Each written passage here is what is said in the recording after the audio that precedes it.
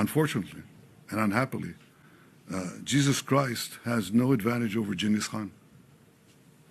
Because if you are strong enough, ruthless enough, powerful enough, evil will overcome good.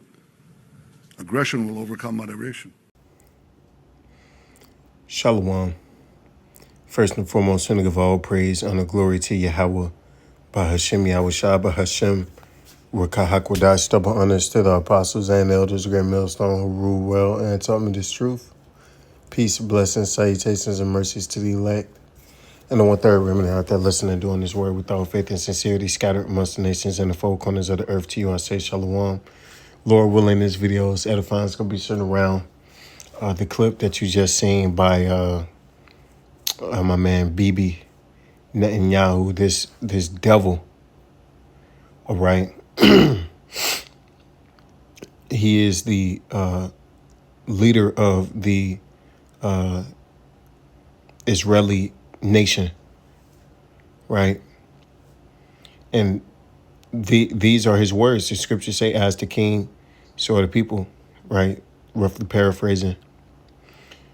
And as you heard him say, he said Jesus Christ has no advantage over Genghis Khan, right? If you are strong enough, ruthless enough, and powerful enough, evil will overcome good. Now, these are the same people who claim to be descendants of the Messiah, right? Who the world ignorantly calls Jesus Christ, but we know that his name was Yahweh Shai, right? But here it is. You're supposed to be a descendant, a so-called Jew, as our Lord was. And you just said that he doesn't have an advantage over a mere mortal. Genghis Khan, when he died, he didn't rise from the dead, right? He died, and that's that. He was gone. Okay, but this devil has more respect and admiration for him than he does for the Messiah who gave his life for the nation of Israel. You have to be a complete fool to really think in your heart that these are the people, the true people of Israel, the true nation of Israel, the 12 tribes, that these people are the chosen lineage of Jacob. What do they display? What do they show? What do they represent? What do they follow? All right, these are imposters in the clearest sense, man. At this point, it's evident, it's obvious, man. It's obvious. He's in the spirit of his forefather, okay? Completely faithless, all right? This is Romans 8 and 6. For to be carnally minded is death, but to be spiritually minded is life and peace, right? And that is a purely carnal mind, and that's the only way Esau can perceive things. He is a carnally minded man, all right? His pineal gland is completely calcified. It ain't no getting through spirituality to this demon, man. Okay? And that's why the scriptures say what? And he is as death, because his mind is completely separated, completely detached from the Most High, man. Literally the last thing on his mind, right? Here it is. They're supposed to be having this war to build a third temple and usher in the Messiah. And they don't even believe, right? So it's Esau is just continuing to show these small hats, tiny hats, are continuing to display their not only disdain but their false claim to the the blessing of Yahweh Shema Shah is being the chosen. Okay, but they'll sit up here and say, well, God gave us this land. It's our God given land. But you don't even believe, right? You don't even trust in the Lord in any way, shape, or form. This is Revelations 2:9. I know thy works and tribulations and poverty, but thou art rich. Why? Because we're rich in faith. Okay. We don't have it. The true children of Israel, they're not gonna have it like that on this side. Collectively, right? You got some Jakes that got a little bread, got a little dough or whatever. But collectively, for the most part, they're not gonna have it like that, man. Okay. And I know the blasphemy of them which say they are Jews and are not, but are the synagogue of Satan. Blasphemy, man. Blasphemy. And the things that they spew is blasphemous, right? The doctrine in which they live by is not holy. It's not scriptural.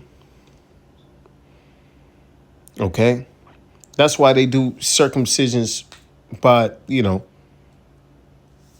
sucking off a baby rod. Okay? That's why they move the way they do. Deceitfully, cunning, right? As the serpent moved in the garden. Okay? As Esau was a cunning hunter. And guess what? Esau trusted in that sword. That's how he got his blessing. Right? This is Genesis 27:38. And Esau said unto his father, Isaac, hast thou but one blessing, my father? Bless me, even me also, O my father. And Esau lifted up his voice and wept. Right? So he wept out loud. He was sobbing, right? Having a hissy fit. And Isaac his father answered and said unto him, Behold, thy dwelling shall be the fatness of the earth and of the dew of heaven from above, and by thy sword thou shalt live, and shalt serve thy brother. And it shall come to pass, when thou shalt have dominion, that thou shalt break his yoke from off thy neck. See, and the key part in that is that he's gonna have the earth, right? He's gonna be over the earth. He's gonna have dominion over the earth and everything in it. Okay, he's gonna be rich, right? An abundance of everything. But he's going to do it all by the sword, by means of violence, okay? By means of warfare, deceit, right? Unrighteous dealings, right? Taking, stealing, murdering, rape, rob, murder, pillage, right? That's how he got everything. He's a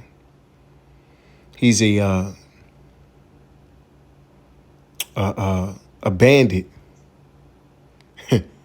right? An outlaw. But he's been granted dominion over the earth. Okay? And he moves like it. That's why he'll sit up here and say he has more respect for Genghis Khan than he does for the Lord. Okay? Because Esau can't understand when you got all that power and you ain't using it. You know? You got all that ability, but you ain't using it to conquer the world. Esau can't fathom that because he's not obedient. Okay, he's not in the spirit of Yahweh Shah. That's why the blessing was taken away from him. It wasn't meant for him to have. But yet he's trying to reclaim it. This is Psalms 52:7. Lo, this is the man that made not the Most High his strength, but trusted in the abundance of his riches and strengthened himself in his wickedness. That's why he said evil shall overcome good, because they truly believe that. And he knows that he's evil. That wasn't a Freudian slip. He didn't make a mistake and say that. He knew exactly what he's saying, man. Okay, and he meant every word. But then, there's people out there, Jake out there, bro. See, he didn't really mean what he said. He meant good overcome evil. Nah, man, he meant exactly what he said. Okay, that's what all their pride. That's the source of it. Okay, them believing that they can solve every problem with violence because of their blessing. Okay,